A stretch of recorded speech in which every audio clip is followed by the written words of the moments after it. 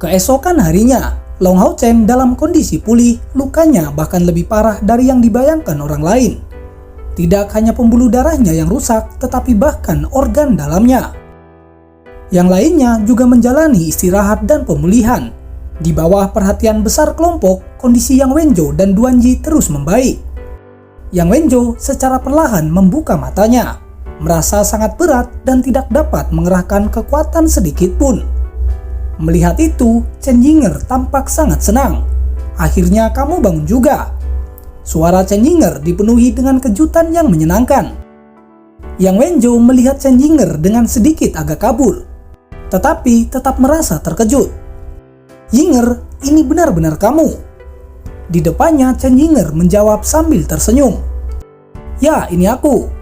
Kakak Wenjo, apakah kamu sudah merasa lebih baik? Yang Wenjo kemudian kembali berkata dengan seluruh kekuatannya yang tersisa. Yinger, apakah aku sudah mati? Sungguh luar biasa. Aku dapat melihatmu pada saat kematianku. Aku akhirnya merasa nyaman. Aku sangat benci berpisah denganmu. Setelah mengatakan ini, akhirnya dia kembali tidak sadarkan diri. Melihatnya kembali pingsan, Chen Yinger dalam kecemasan terus memanggil namanya. Tentu saja Yang Wenjo tidak menanggapi. Luka yang dideritanya memang sangatlah parah, tetapi selama dia diberi waktu, lukanya dapat disembuhkan. Tepat pada saat ini, Long Hao Chen yang berada di tengah-tengah kultivasi membuka matanya. Di sampingnya, Chai menatap dengan cemas, kemudian bertanya dengan suara rendah. Hao Chen, bagaimana keadaanmu? Mendengar itu, Long Hao Chen tersenyum saat dia menjawab. Jangan khawatir, aku baik-baik saja. Luka ini hanya menghabiskan sebagian energiku. Aku hanya perlu waktu untuk dapat pulih kembali. Sebagai putra cahaya, menyembuhkan diri dari esensi cahaya sangatlah efektif. Dengan kerja siang dan malam, semua meridiannya kembali normal. Tubuhnya juga pulih dengan sangat cepat. Chai duduk di dekat Long Hao Chen, bersandar padanya dan memegang tangannya. Dengan lembut, dia kemudian bertanya, setelah aku kehilangan ingatanku, apa kau tahu kapan aku jatuh cinta lagi padamu? Di depan, Long Hao Chen menggelengkan kepalanya. Chai kemudian berkata dengan suara lembut. Pada saat itu, ketika kamu memasak untukku setiap hari, aku tidak bisa melupakan tatapan matamu. Kamu membuat hatiku tenang. Andai saja ras iblis tidak lagi menjadi ancaman untuk kita. Aku ingin tinggal berdua saja denganmu. Dan aku ingin melihatmu memasak selagi aku mengurus anak-anak kita. Hati Long Hao Chen ditarik oleh kata-kata Chai Menggenggam tangan Chai dengan lembut, dia kemudian menjawab. Chai aku yakin hari itu akan tiba. Aku akan memasak untukmu dan anak-anak kita. Dan ketika malam tiba, akan kuajak mereka melihat bintang-bintang di langit. Hari itu pasti akan datang. Meringkuk di pinggang Long Hao Chen, Chai menutup matanya. Kali ini, wajahnya yang sangat cantik dipenuhi dengan kebahagiaan. Hari itu pasti akan datang. Chai mengulangi kata-kata Long Hao Chen menegaskan perasaannya. Meskipun suara mereka tidak keras, rekan-rekan di sekitarnya semuanya bisa mendengar. Melihat Long Hao Chen dan Chai segala macam perasaan mengalir di hati mereka. Bahkan mata Wang Yuanyuan yang keras kepala juga mulai memerah. Akankah hari seperti itu akan datang? Para iblis sangatlah kuat. Sebagai anggota pasukan pemburu iblis, bisakah mereka akhirnya membawa akhir yang begitu indah? Setelah beberapa saat, Long Hao Chen berdiri dan berkata kepada semua orang, semuanya sekarang sudah waktunya. Aku akan keluar untuk mengamati pergerakan para iblis. Mendengar kata-katanya, Chai segera merespon. Hao Chen, biarkan aku yang pergi. Dengan kemampuanku, aku lebih mudah untuk mengintai. Namun Long Hao Chen menggelengkan kepalanya. Chai dengan kekuatan mental Kaisar Dewa Iblis, kemampuanmu tidak bisa sembunyi darinya. Aku saja yang pergi. Dan jika ada yang tidak beres, aku pasti akan segera kembali. Setelah mengatakan ini, Long Hao Chen segera berteleportasi keluar dari menara kematian. Dalam kilatan cahaya kemasan, Long Hao Chen muncul seketika.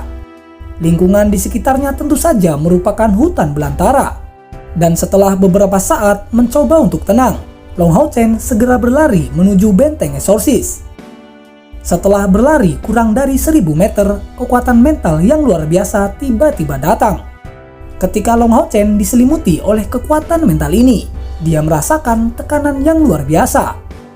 Semburan cahaya ungu keemasan meledak dari dalam dirinya. Itu seperti dorongan yang diberikan Hao Ye setelah mendapatkan kepala ke-6. Tanpa ragu-ragu sedikit pun, Long Hao Chen segera berteleportasi. Dia kembali ke dalam menara kematian dengan tampilan wajah pucat. Hanya beberapa menit telah berlalu dari keberangkatan hingga kepulangannya. Melihat Long Hao Chen kembali begitu tiba-tiba, semua orang sangat terkejut. Long Hao Chen kemudian berkata tanpa ragu-ragu, "Itu kekuatan mental dari Kaisar Dewa Iblis. Aku bisa merasakannya. Sungguh kekuatan mental yang kuat." Melihat wajahnya yang pucat, semua orang saling memandang dengan cemas, merasa sangat terkejut. Di sisi lain, si Masian bertanya, "Kapten, apa yang harus kita lakukan?" Setelah memikirkannya sebentar, Long Hao Chen lalu menjawab dengan serius, "Sekarang kita harus menembus jauh ke dalam wilayah iblis." Mendengar itu, Chen Yinger kemudian bertanya dengan sangat cemas, "Kapten, bukankah itu terlalu berbahaya?" Long Hao Chen menjawab tanpa ragu-ragu, "Tidak masalah, kalian tetaplah di sini. Aku pasti akan baik-baik saja." Mendengar kata-katanya, tidak ada yang berani mencoba membantah, karena Long Hao Chen selalu menangani masalah dengan tepat. Meskipun semua orang mengkhawatirkan keselamatannya, mereka juga sangat percaya pada Long Hao Chen. Dalam kilatan cahaya keemasan, Long Hao Chen berteleportasi kembali sekali lagi. Kali ini menutupi seluruh tubuhnya dengan perlindungan kekuatan mental. Dia tidak lagi bergerak menuju benteng eksorsis, tetapi ke arah yang berlawanan, yaitu masuk ke dalam wilayah iblis. Jika mereka bertarung dalam kekuatan mental, Long Hao Chen jauh lebih lemah daripada Kaisar Dewa Iblis. Tetapi yang dia gunakan, kekuatan mentalnya hanyalah untuk melindungi tubuhnya. Pada jarak yang begitu jauh, kesadaran yang akan dimiliki Kaisar Dewa Iblis tentang dirinya tidak akan terlalu kuat. Beberapa tahun terakhir ini, kekuatan Long Hao Chen telah berkembang dengan pesat. Tetapi pada saat ini, dia menyadari bahwa jarak antara Kaisar Dewa Iblis dan dia masih sangatlah besar. Long Tianying pernah memberitahu Long Hao Chen sebelumnya bahwa Kaisar Dewa Iblis Feng Shui merupakan yang terkuat yang muncul dari semua iblis yang pernah ada. Dia sangat mungkin menembus jutaan energi spiritual, mencapai puncak langkah ke-9 dan hampir mencapai batas dari langkah ke-10. Apa itu langkah ke-10? Itu adalah batas dewa. Dan karena iblis awalnya bukan dari dunia ini, mereka tidak tunduk pada batasan yang diberlakukan. Bahkan tidak ada catatan untuk tingkat pencapaian karena tidak pernah ada manusia yang mencapai tingkat ini. Masalah untuk mengalahkan Kaisar Dewa Iblis masih sangatlah jauh. Sambil berpikir begitu, Long Hao Chen mempercepat pergerakannya. Seperti yang telah dia perkirakan, meskipun pengintaian mental Kaisar Dewa Iblis akan melewatinya, itu tidak bisa menembus permukaan tubuhnya. Rasanya seolah-olah Long Hao Chen adalah batu yang hanya dilewati oleh pengintaian mental. Di tempat lain di dalam camp iblis di luar benteng eksorsis, di dalam tenda hijau, Kaisar Dewa Iblis Feng Shui duduk sambil menutup kedua matanya. Dewa Iblis Bulan Agares juga ada di sana, duduk dengan tenang di belakang Feng Shui. Kekuatan mental yang dilepaskan Kaisar Dewa Iblis benar-benar sangat kuat. Bahkan Agares gemetar di depan kekuatan mentalnya yang menakutkan. Dia sangat mengerti dengan jelas, meskipun dia bisa disebut sebagai Dewa Iblis nomor 2, bahkan jika menambahkan Vasago, Saminaga, dan Marbas. Mereka semua pasti tidak akan menjadi lawan untuk Kaisar Dewa Iblis. Bahkan Agares sendiri tidak tahu sejauh mana tingkat yang dicapai oleh penguasa tertinggi mereka.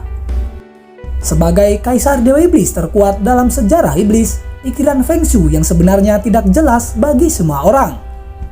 Kekuatan mental mengerikan yang meluap menghilang secara bertahap ketika Kaisar Dewa Iblis perlahan membuka matanya, memperlihatkan senyuman tipis. "Yang mulia, apakah Anda telah menemukan sesuatu?" Melihat ekspresinya, Agares langsung bertanya, Feng Shui masih tersenyum saat dia menjawab. Saudaraku, berapa kali sudah aku katakan, tidak peduli di mana itu, kami adalah saudara. Jadi jangan panggil aku yang mulia. Mendengarnya, Agares tersenyum padanya. Etiket tidak bisa ditinggalkan. Sebagai Dewa Iblis nomor 2, aku harus memberikan contoh yang baik. Di depan, Feng Shui menggelengkan kepalanya dengan senyuman di wajahnya. Baiklah, lakukan sesukamu. Baiklah, lakukan sesukamu. Melihat Feng Shui dalam suasana hati yang cukup baik, Agares kemudian bertanya, "Kakak, apakah kamu telah menemukan sesuatu?" Di depan, Feng Shui mengangguk. Anak ini benar-benar anak yang licik. Dia menghilang setelah muncul, aku tidak dapat menemukan lokasinya. Mendengarnya, Agares lalu berkata, "Ini benar-benar berjalan seperti yang diramalkan oleh saudara ketiga. Sepertinya menangkapnya bukan masalah yang mudah. Dia benar-benar sangatlah licik." Tetapi, Kaisar Dewa Iblis Feng Shui mengungkapkan ekspresi kecewa saat dia berkata, "Sayang sekali, mengapa harus seperti ini?" Mendengarnya, Agares tampak bingung dan bertanya dengan rasa ingin tahu. "Kakak, mengapa aku merasa kalau kamu tampaknya tidak benar-benar ingin membunuh manusia ini?" Mata Feng Shui menampakkan jejak kesepian saat dia menggelengkan kepalanya. "Memangnya kenapa kalau aku tidak ingin membunuhnya? Bagaimanapun, aku masih harus melakukannya. Jika dibandingkan dengan keselamatan ras iblis, satu nyawa manusia tidak ada artinya. Walaupun orang yang harus aku bunuh adalah Ahbau, aku tetap harus melakukannya." Mencapai titik ini, senyum dingin muncul di wajah tampannya. Para manusia ini benar-benar menyebalkan. Untuk apa mereka menyiapkan penyergapan di sekitar kita? Apakah mereka takut aku akan bertindak melawan benteng eksorsis? Di sampingnya, Agares kembali bertanya, "Kakak, haruskah aku pergi untuk memberi mereka pelajaran?" Mendengar itu, Feng Shui menggelengkan kepalanya. "Biarkan saja, aku terlalu malas mengurus mereka sekarang. Perang ini sudah sangat melukai para manusia. Yang harus kulakukan sekarang adalah membunuh Long Hao Chen." Di tempat lain, Long Hao Chen telah berlari selama 2 hari 2 malam di hutan belantara, mencoba sejauh mungkin untuk menyembunyikan esensi cahaya murni yang keluar darinya. Dia hanya bisa mengandalkan kedua kakinya. Setelah seharian berlari dengan tergesa-gesa, dia sudah tidak lagi merasakan kehadiran Kaisar Dewa Iblis. Namun, meski begitu, dia sama sekali tidak berani untuk berhenti. Yang paling penting, mereka harus menarik perhatian Kaisar Dewa Iblis dalam waktu sesingkat mungkin. Demi meningkatkan jarak dari Kaisar Dewa Iblis, Long Hao Chen telah melakukan perjalanan ke arah timur. Saat memasuki Provinsi Yale, dia sudah bisa dianggap jauh di dalam wilayah iblis. Jadi, dia akhirnya bisa merasa tenang. Sekarang hanya perlu membuat keributan untuk mendapatkan perhatian dari Kaisar Dewa Iblis. Provinsi Yale berada di lokasi yang nyaman, dan berdasarkan informasi, Dewa Iblis peringkat 57, Dewa Iblis Leopard yang memimpin Iblis Panther ditempatkan di kota Yale. Iblis Panther tidak bisa dianggap sebagai klan petarung. Jumlah mereka cukup rendah tetapi memiliki ciri-ciri tersendiri. Di dalam pertempuran, mereka tidak akan sekuat dan seberani beruang iblis. Tetapi mereka sangat cepat, ahli dalam melancarkan serangan mendadak dengan kekuatan serangan yang menakutkan. Di sini, target Long Hao Chen telah ditentukan. Hanya saja dia tidak tahu apakah Dewa Iblis Leopard ada atau tidak di kota Yale. Tetapi tidak peduli apakah dia akan berada di sana, Long Hao Chen sudah mengambil keputusan. Mengaktifkan liontin abadi, Long Hao Chen kembali ke dalam menara kematian. Semua orang yang duduk berkultivasi di tempat yang sama segera terbangun setelah Long Hao Chen kembali. "Hao Chen, apakah kamu baik-baik saja?" Chai Er bertanya sambil mendekat ke arahnya. Di depan, Long Hao Chen mengangguk. "Aku baik-baik saja. Aku telah menembus jauh di wilayah iblis, dan saat ini aku sudah berada di Provinsi Yale. Bersiaplah semuanya, kita akan membuat pertunjukan." Mendengar itu, semua orang mengangguk. Pergi sekali lagi ke wilayah iblis dan untuk melancarkan serangan. Bagaimana mungkin mereka tidak akan bersemangat? Long Hao Chen kemudian menghampiri Yang Wenjo dan Duanji yang masih terbaring. "Bagaimana dengan luka kalian? Apakah itu sudah membaik?" Melihat Long Hao Chen, Yang Wenjo dan Duanji dipenuhi dengan segala macam perasaan. Setelah dikalahkan oleh Asmodeus, mereka tidak berpikir akan memiliki kesempatan untuk tetap hidup. Dan mereka tidak menyangka justru yang menyelamatkannya itu adalah Long Hao Chen. "Hao Chen." Hanya dari memanggil nama ini, suara Yang Wenjo tersedak oleh emosi. Tidak bisa berkata-kata untuk sesaat, dia menundukkan kepalanya di tengah banyak emosi yang mengalir di dalam dirinya. Tidak mau melihat langsung ke wajah tampan itu. "Hao Chen, terima kasih. Bantuanmu akan selamanya ada di hatiku." Yang Wenjo mengucapkan kata-kata ini dengan sangat tulus. Pada saat ini, dia sudah kehilangan hati untuk bersaing dengan Long Hao Chen. Ucapan terima kasih Yang Wenjo benar-benar tulus. Meskipun dia tahu bahwa dia tidak akan pernah bisa melampaui Long Hao Chen di masa depan, kali ini tidak hanya nyawanya yang diselamatkan, tetapi dia juga bisa bersatu kembali dengan Chen Yinger dan juga mendapatkan pengampunan darinya. Di sana, Long Hao Chen menunjukkan senyum tipis lalu berkata, "Seharusnya kamu berterima kasih kepada Chen Yinger. Dia sangat mengkhawatirkanmu." Di depan, Yang Wenjo menghela nafas, kemudian dia berkata dengan suara rendah, "Ini semua salahku. Aku telah merusak prospek rekan-rekanku. Jika aku tidak membuat keputusan strategis itu, operasi itu tidak akan terjadi. Hao Chen, aku sedang berpikir untuk pergi dari sini ketika lukaku membaik. Hidup ini akan dikorbankan untuk melawan iblis." Mendengar kata-katanya, Long Hao Chen mengerutkan alisnya. "Yang Wenjo, apa kau sudah gila? Apa gunanya kami menyelamatkanmu? Apa kau mau menyerah hanya karena masalah seperti ini? Apakah kau pantas disebut seorang laki-laki? Hanya seorang pecundang yang membuat keputusan seperti itu." Mendengar kata-katanya, Yang Wenjo tidak berani menjawab. Dia hanya terdiam sambil menundukkan kepalanya. Di sisi lain, mendengar Long Hao Chen yang marah, Chen Yinger juga berhenti menangis. Semua orang benar-benar tercengang. Mereka tidak mengharapkan teguran keras keluar dari mulut Long Hao Chen. Dan setelah beberapa saat memikirkan, Yang Wenjo kemudian berteriak dengan keras, "Aku bukan seorang pecundang. Aku ingin hidup dan aku masih belum membalaskan kematian teman-temanku. Aku bersumpah aku akan membunuh Dewa Iblis Kesatria Naga." Melihat itu, Long Hao Chen kemudian berbalik dan berkata kepada rekan-rekannya, "Apa yang kalian lihat? Bukankah aku menyuruh kalian untuk bersiap-siap?" Sambil mengatakan itu, dia menatap mereka dengan penuh arti. "Siap, Kapten." Semua anggota pasukan Long Hao Chen dengan kompak menanggapi. Di sisi lain, Chen Yinger melirik ke arah Long Hao Chen dengan penuh rasa bersyukur. Chai menemani Long Hao Chen dan tersenyum padanya. "Hao Chen, ini pertama kalinya kamu benar-benar bisa begitu kasar dengan kata-katamu." Long Hao Chen menjawab dengan tidak berdaya. "Tidak ada cara lain. Mereka benar-benar kehabisan cahaya. Jika aku tidak kasar, tidak ada cara untuk membangkitkan semangat juang mereka." Mendengar itu, Chai mengangguk. Mengamati ekspresi lelah Long Hao Chen, dia kembali berkata, "Hao Chen, kamu harus beristirahat terlebih dahulu."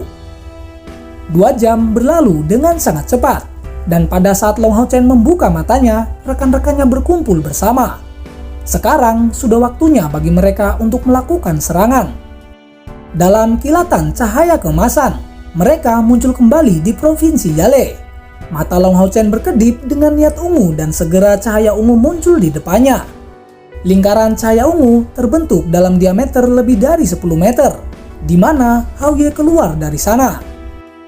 Dengan ringan menepuk kepala Hao Ye, Long Hao Chen berkata kepada semua orang, "Semuanya, ayo kita pergi." Setelah berevolusi menjadi 6 kepala, tubuh Hao Ye tidak terus membesar, tetapi dia sudah melampaui panjang 15 meter. Kelompok 8 Long Hao Chen tidak merasa sesak sedikit pun di punggung Hao Ye. Duduk di punggung Hao Ye, semua orang penuh tekad, tetapi tidak merasa nyaman sama sekali. Karena efek penekan aneh aura unik yang dilepaskan dari tubuh Hao Ye terhadap mereka. Selain itu, rasa dingin sesekali menyebar, membuat mereka merasa tidak nyaman. Chai memberitahu Long Hao Chen tentang perasaan ini. Dan setelah merenung sejenak, dia memutuskan bahwa ini sebagian besar terkait dengan kekuatan garis keturunan Haoye. Kecepatan penerbangan Haoye sangatlah cepat. Beberapa ribu meter telah dilalui, dan hanya dalam setengah jam kota Yale sudah di depan mata mereka. Target kami adalah Istana Dewa Iblis di kota Yale.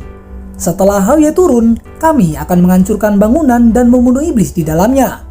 Tetapi kalian tidak boleh keluar dari jangkauan Istana Dewa Iblis. Yinger, Linsin, kalian berdua tidak boleh meninggalkan punggung Haoye. Setelah memberi mereka peringatan sederhana, Long Hao Chen menepuk leher Haoye, dan segera dengan tubuhnya yang besar, Haoye melesat langsung ke arah kota Yale.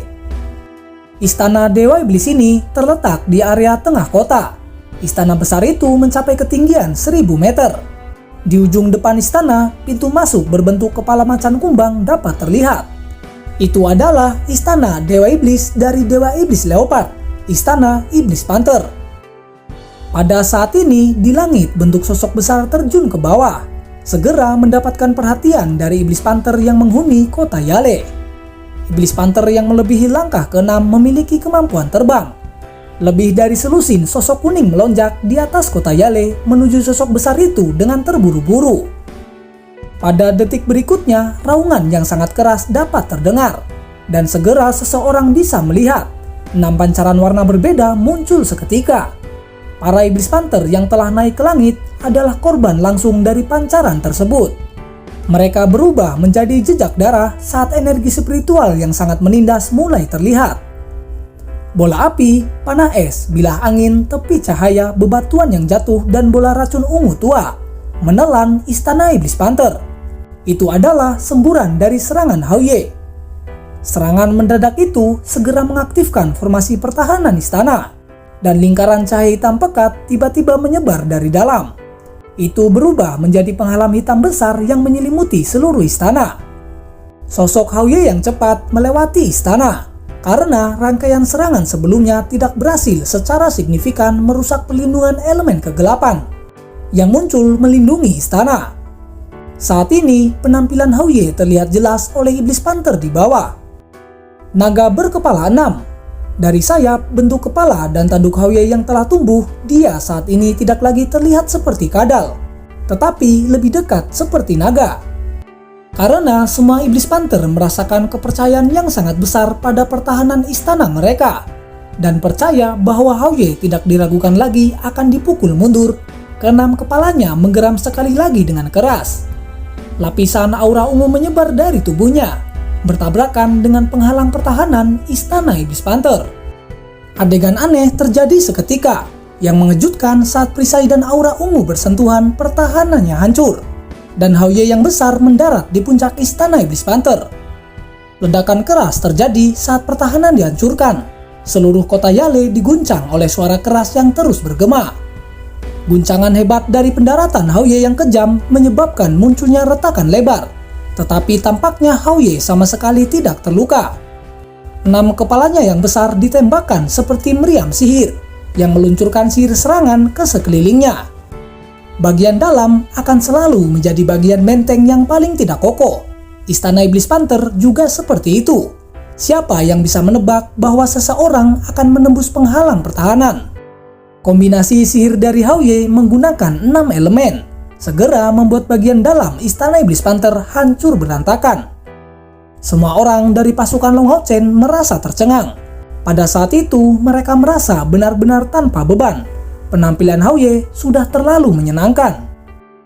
Pada saat ini, sosok kuning melompat ke sekeliling. Esensi kegelapan yang kejam langsung berubah menjadi penghalang pertahanan hitam yang ditunjukkan untuk menahan serangan dari Haoye.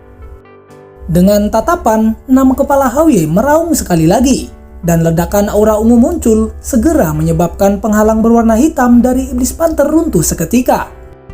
6 kepala Haoye kemudian melepaskan semburan mantra berulang, kali ini menyebar dan menghancurkan Iblis Panther tersebut.